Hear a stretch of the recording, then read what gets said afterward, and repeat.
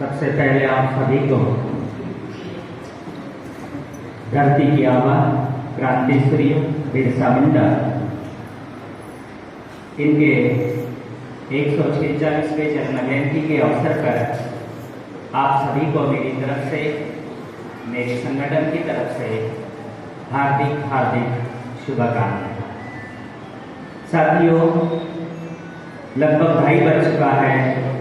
इस प्रोग्राम के प्रमुख अध्यक्षता करने वाले माननीय, उनको भी हमको सुनना है, इसलिए बहुत कम समय में कुछ महत्वपूर्ण बिंदुओं पर मैं अपनी बात करूंगा।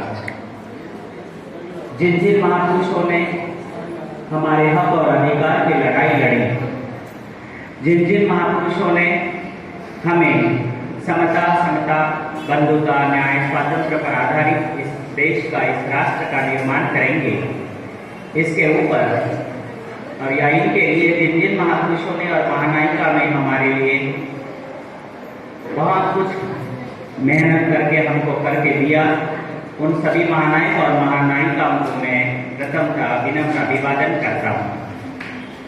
साथियों, आज के समय में हमारे बहुजन लोग हमारे सभी महापुरुषों की जयंती और पुण्यतिथि करते हैं, तो हमने ये सोचना चाहिए, अगर मेरा बाप मर जाता है तो मैं उसका 13वीं करता हूँ, जन्म जयंती भी नहीं करता हूँ और पुण्यतिथि भी नहीं करता हूँ।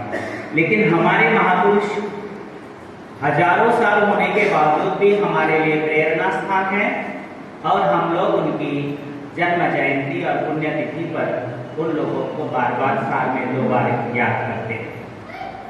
साथियों, आज तक हमारे महापुरुषों ने हमारे लिए जो आंदोलन के द्वारा हमारे लिए जो हक और अधिकार की लड़ाई लड़ी, उस लड़ाई के संदर्भ में, उनके आंदोलन के संदर्भ में हमने चर्चा करना चाहिए। लेकिन बामसेट के अलावा जितने भी लोग जन्म जयंती का प्रोग्राम करते हैं, वो सभी के सभी उनके जीवन चरित्र को पढ़ने वाला प्रोग्राम करते हैं, ना कि उनके आंदोलन को चलाने का। इसलिए मैं ये इस विचारपीठ पर से सभी लोगों को आह्वान करता हूँ कि जो भी लोग हमारे महापुरुषों की जन्म जयंती करते हैं, पुण्यतिथि के लिए प्रोग्राम करते हैं, उन लोगों ने हमारे महापुरुषों का आंदोलन चलाने के लिए काम करना चाहिए। आज के समय में हम लोगों को जो भी कुछ मिला है वो तो संविधान की वजह से मिला है। आज यहाँ पर काफी सारे वक्ता हमारे लिए जो संविधान से हक अधिकार दिए हैं वो सब खत्म हो गए ऐसे कह रहे हैं। मैं उनको ये बता दूं, संविधान के द्वारा हमारे लिए जो हक अधिकार दिए हैं वो खत्म हो रहे हैं, ऐसा हम कहते हैं, तो हमारे ऊपर दूसरी जिम्मेदारी होती है, जो खत्म हो रहा है उसको बचाना कैसे, उसके लिए काम करना चाहिए। अगर हम खाली कहेंगे खत्म हो रहा तो फिर बचाएगा कौन, उसके लिए भी हमारी सबसे ज्यादा जिम्मेदारी है। साथियों, हमारे महापुरुषों का और संविधान निर्माता बाबा साहेब अम्बेडकर का, हमारे महापुरुषों का जो आंदोलन चलाया था वही आंदोलन भविष्य में बाबा साहब ने चलाया, और बाबा साहब का 56 के बाद जो आंदोलन बंद हो गया, वो आंदोलन आज के समय में इस देश में माननीय वामन मेश्राम साहब और उनकी बामसेट की जो 88 ऑफशूट विंग है वो चला रही है। साथियों, आज के समय में संविधान में 342 कलम के अंतर्गत आदिवासियों को हक और अधिकार मिले। अब हम लोगों को हक क्या मिले और अधिकार क्या मिले, जो भी आदमी 342 कलम पढ़ेगा तो उस लोगों को पता चलेगा। और आदिवासियों में आज के समय में जो 800 जातियां आती है, आज के समय में महाराष्ट्र में 47 जातियां है, उनको सब हक और अधिकार मिले। संविधान में कोई हिंदू नाम का शब्द लिखा नहीं है और हिंदू नाम के शब्द पर हमको संविधान में कुछ नहीं दिया गया। उसके बाद दूसरा शब्द आदिवासी के लिए हमारा शत्रु बोलता है वनवासी, ये शब्द है, वनवासी शब्द में संविधान में जगह नहीं है और ना ही संविधान ने वनवासी शब्द के ऊपर 342 कलम के अंतर्गत हमको कुछ दिया है। तीसरा शब्द है हिंदुत्व। आज तक हम लोगों को हिंदुत्व के नाम पर संविधान ने कुछ भी नहीं दिया है, और थोड़ा आगे चल के जाने के बाद वो लोग हम लोगों को नक्सलवादी कह रहे हैं, और नक्सलवादी के नाम पर हम लोगों को भी संविधान में कुछ नहीं मिला है। तो संविधान में 342 कलम के अंतर्गत हमको जो कुछ भी मिला है वो आदिवासी, ट्राइबल, ट्राइब, शेड्यूल ट्राइब, इस बात पर हम लोगों को सब कुछ मिला है। बहुत लोग बोलते हैं हम लोगों को क्या मिला। मैं पहला पॉइंट बताना चाहता हूँ। आपका बच्चा स्कूल पढ़ता है, स्कूल पढ़ते समय आपके बच्चों को स्कॉलरशिप मिलती है, हॉस्टल में सुविधा मिलती है। ये सब 342 कलम के अंतर्गत शिक्षण में जो आरक्षण है, एजुकेशन में जो आरक्षण है, उसके तहत मिलता है। उसके बाद में एजुकेशन खत्म होने के बाद 342 कलम के अंतर्गत आप लोगों को नौकरी मिलती है, और 342 कलम के अंतर्गत आप लोगों को पदोन्नति में जो आरक्षण मिलता है वो भी पदोन्नति का आरक्षण की वजह से मिलता है। इसी का ही दूसरा अर्थ है कि हिंदू नाम पर हमको 342 कलम के अंतर्गत संविधान में कुछ नहीं मिला है, हिंदुत्व के नाम पर हमको कुछ नहीं मिला है, वनवासी के नाम पर हमको कुछ नहीं मिला है। और आज के समय में इस देश में ये जो ब्राह्मणी व्यवस्था है, वो ब्राह्मणी व्यवस्था हम लोगों को हिंदुत्व का नाम हम पर थोप रही है, नक्सलवादी का नाम हमारे पर थोप रही है, हिंदू का नाम हमारे ऊपर थोप रही है, वनवासी का नाम हमारे ऊपर थोप रही है। इसी का एक दूसरा अर्थ ये है साथियों, संविधान के द्वारा हमको जो कुछ मिला है वो लोग खत्म करना चाहते हैं, और खत्म करके हमको भी खत्म करना चाहते हैं।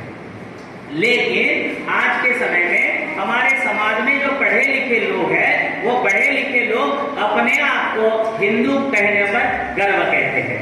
सुप्रीम कोर्ट का जजमेंट है, भारत में जो 18 सुप्रीम कोर्ट है, 18 जो हाई कोर्ट है, हाई कोर्ट का जजमेंट है कि आदिवासी इस देश का हिंदू नहीं है, और हम लोग हिंदू होने पर गर्व महसूस करते हैं। मुझे तो समझ में नहीं आता है, अगर आपको खुजली है, अगर आपको खुजली है हिंदू होने की, तो आप कोई शक नहीं, बेशक हिंदू हो जाइए, और एसटी के आधार पर 342 के कलम अंतर्गत आपको जो हक अधिकार मिले हैं उसको छोड़ दीजिए।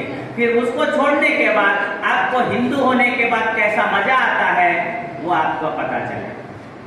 आज आप यहाँ जो बैठे हैं ये संविधान की वजह से बैठे हैं। आपको कलम 21 के अंतर्गत जगण्याचा अधिकार, ये जो बात है उसकी वजह से आप लोगों को 2 रुपए किलो अनाज देता है। इस देश में स्वातंत्र, न्याय, समता, बंधुता पर आधारित राष्ट्र का निर्माण करेंगे, ये जो मैं अभी बोल रहा हूँ, कलम 19 के अंतर्गत हमको अधिकार दिया है, इसलिए मैं बोल रहा हूँ। हमारे लोगों की जाति आधारित गिनती होती है, इसलिए हम लोगों को घर बुलाता है। हमारे लोगों को पढ़ने के लिए जो स्कूल कॉलेज खोलते हैं, हमारे बच्चों को जो हॉस्टल की सुविधा मिलती है, वो भी संविधान की वजह से है। संविधान में कलम 14। आज के समय में हमको जो कुछ भी मिल रहा है वो संविधान के अलग अलग कलम के अंतर्गत मिल रहा है। हमारे बहुजनों को जो कितने लोग है, विधवा है, महिलाएं, परित्यक्ता है, उन लोगों को भी कलम 38 के अंतर्गत जो 1000 रुपया पगार मिलता है वो भी संविधान के द्वारा मिलता है। आज के समय में हमारे पास ऐसी कोई, अगर आप बताते हो कि हिंदू के बात पर, वनवासी के बात पर, हिंदू के नाम पर, नक्सलवादी के नाम पर अगर आपको कोई मिलती है, कोई सुविधा सरकार आपको देती है, तो मैं आपके घर में पानी भरने का हूँ।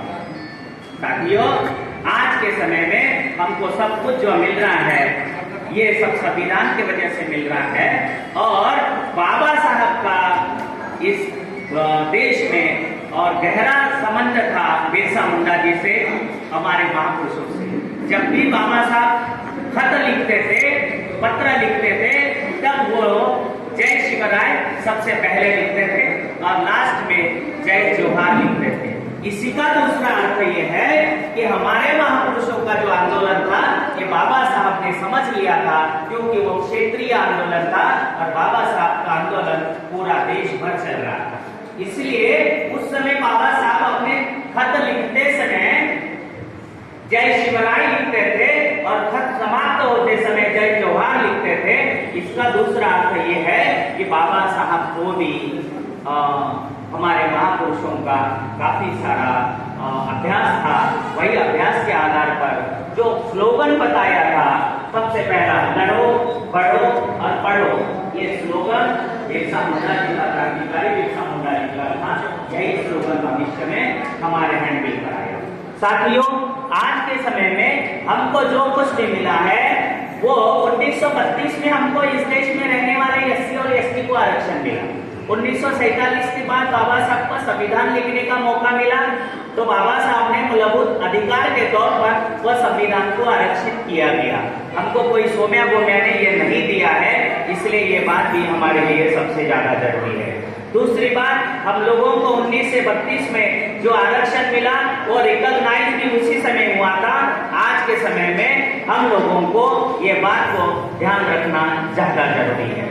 साथियों, दूसरी ये बात है, आज के समय में हमारे पढ़े लिखे जो लोग हैं अलग अलग संगठन में काम करते हैं, अलग अलग पॉलिटिकल पार्टी में काम करते हैं। इस देश की जो ब्राह्मणी व्यवस्था है, उन लोगों ने हमको सबसे पहले 6500 जातियों में बांटा।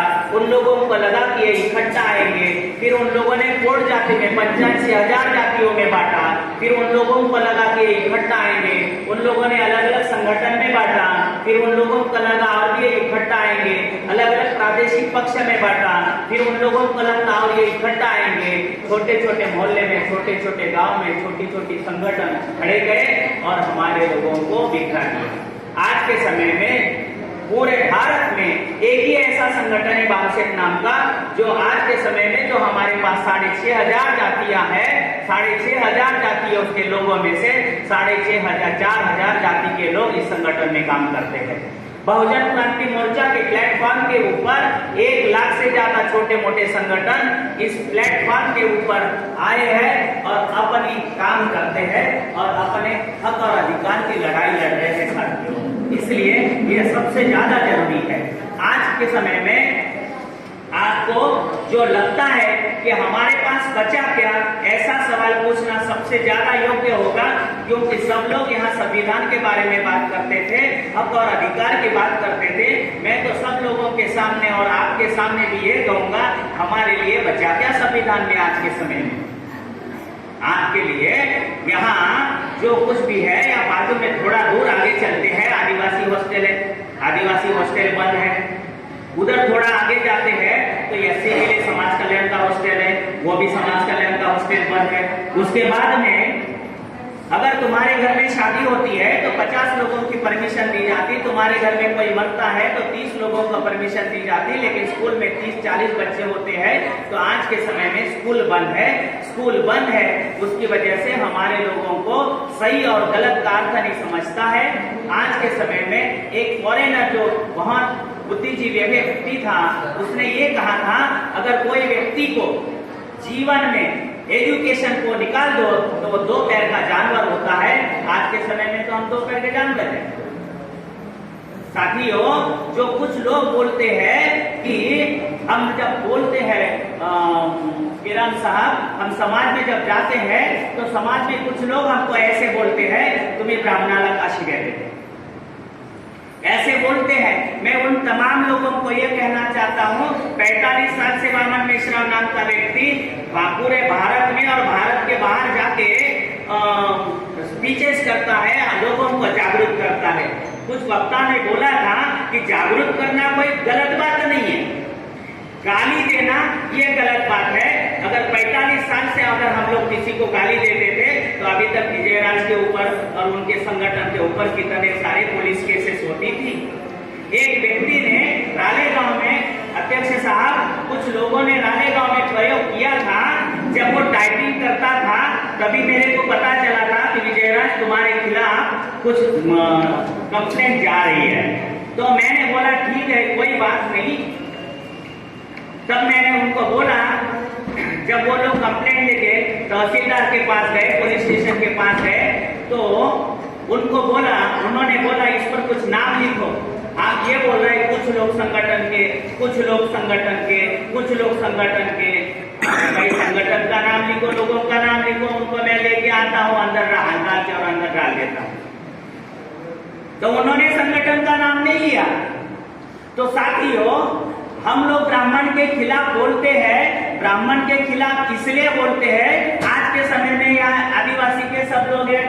महाराष्ट्र में 50 कोर्ट है, हाई कोर्ट, 50 हाई कोर्ट के जज है, उसमें 45 ब्राह्मण है, 3 ओबीसी है, 2 एससी है। आदिवासी को 7.5% आरक्षण है, 7.5% में से 7 भी नहीं है, 4 भी नहीं है। अगर ये बात मैं आपको समझा के बताता हूँ, विस्तार से बताता हूँ और माहिती देता हूँ, इसको गाली थोड़ी कहा जाएगा। ये तो मैं आपको बता रहा हूँ भाई, जो आपको मालूम नहीं है।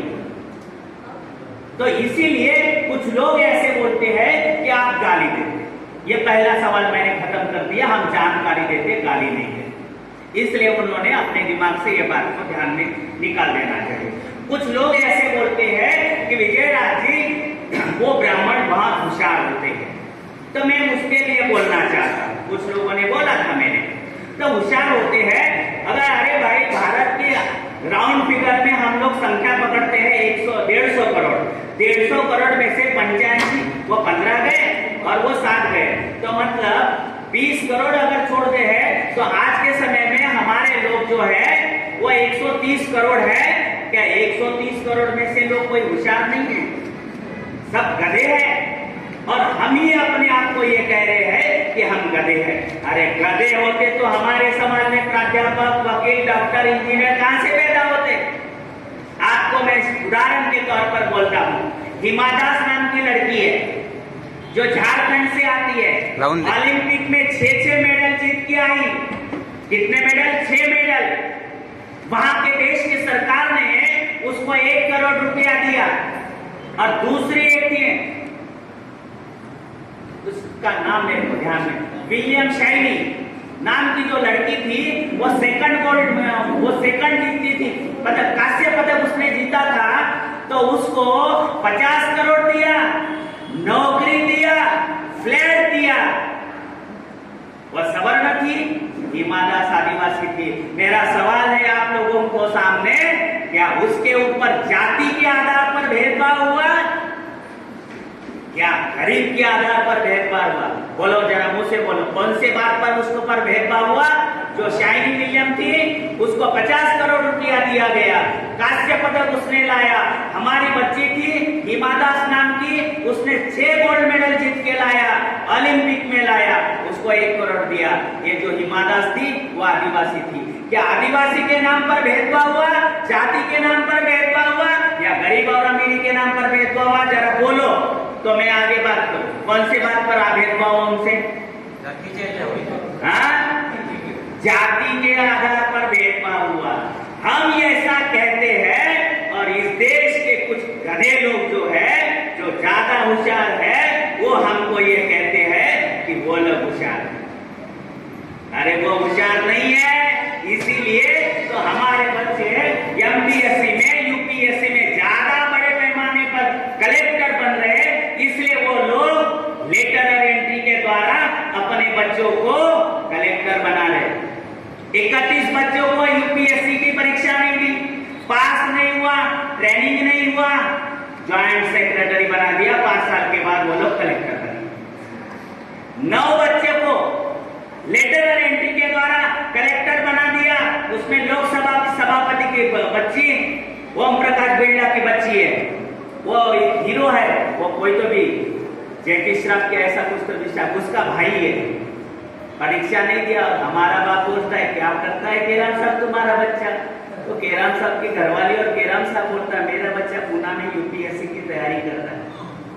अरे वो तो बगैर तैयारी से गए ना, उसका क्या? साथियों, हमारे जाति में, हमारे समाज में, बहुजनों में कोई बात की कमी नहीं है। दिमाग की तो बिल्कुल कमी नहीं है। ये कोई बात की कमी नहीं है, हम उससे आगे है। लेकिन हम लोगों को जो सरकार में बैठे हैं, जो व्यवस्था में बैठे हैं, वो लोग हमारे नहीं है। आप यहाँ जो बैठे हैं एससी, एसटी, ओबीसी, आज तक 75 साल में एससी, एसटी, ओबीसी का कोई भी न्यायाधीश नहीं हुआ। आज तक इस देश में 75 साल में SC ST ओबीसी का वायुदल प्रमुख, नौदल प्रमुख, भूदल प्रमुख नहीं हुआ। आज तक इस देश में SC ST ओबीसी का कोई प्रधानमंत्री नहीं हुआ। ये जो तुम बोलते मोदी प्रधानमंत्री नहीं है, वो वर्ण जाति का है, गांधी के जाति का है, वो ओबीसी में डाला गया है, वह सवर्ण जाति का। साथियों, ये सभी बातें बहुत ज्यादा हम लोगों को समझना बहुत जरूरी है। और मुझे कुछ दिन पहले हम लोग माननीय तागड़े साहब और हमारे कुछ साथी ये दिवाली के समय में हम लोग पारधी बेड़ा अभियान चलो, उस पर हम लोग काम कर रहे थे। तो हम लोगों को मैंने, वो हमारे साथ में वो फुलमाड़ी साहब थे, उन्होंने को बोला, अरे कोई तुम्हारे समाज का कोई महापुरुष है? तो बोले नहीं है, लेकिन मुझे ज़्यादा जानकारी नहीं। आज उन्होंने मेरे को एक पत्र भेजा है, उसका हिस्टोरिकल। हमारे बीच अर्जुन बैठा है, कहाँ गया अर्जुन? क्यों तो उधर गया? अरे हमारे समाज में तो कोई मान सम्मान देता नहीं। बैठ इधर कुर्सी पे, हाँ बैठ, यहाँ पे बैठ, सामने बैठ मेरे। कोई देता नहीं, हमारा संगठन ही देता। मैं हमारे दोस्त, वो दोस्त है मेरा, हमारे संगठन में बहुत काम करता है बच्चा। हम विचारपीठ पर और शाम पर बैठे सभी लोगों को मैं ये कहना चाहता हूँ, भविष्य में ये जो बिरसा मुंडा की जयंती आज जो कर रहे हैं ना केरल साहब, ये बिरसा मुंडा की जयंती में रालेगांव में पहली बार आया था, 25-30 साल पहले की बात है।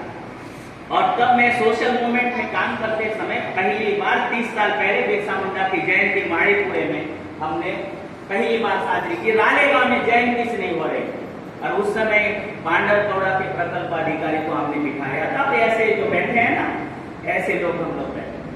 मुझे बहुत खुशी होती है कि वो जयंती को मैंने शुरू किया था, आज बहुत बड़े पैमाने पर हो गया।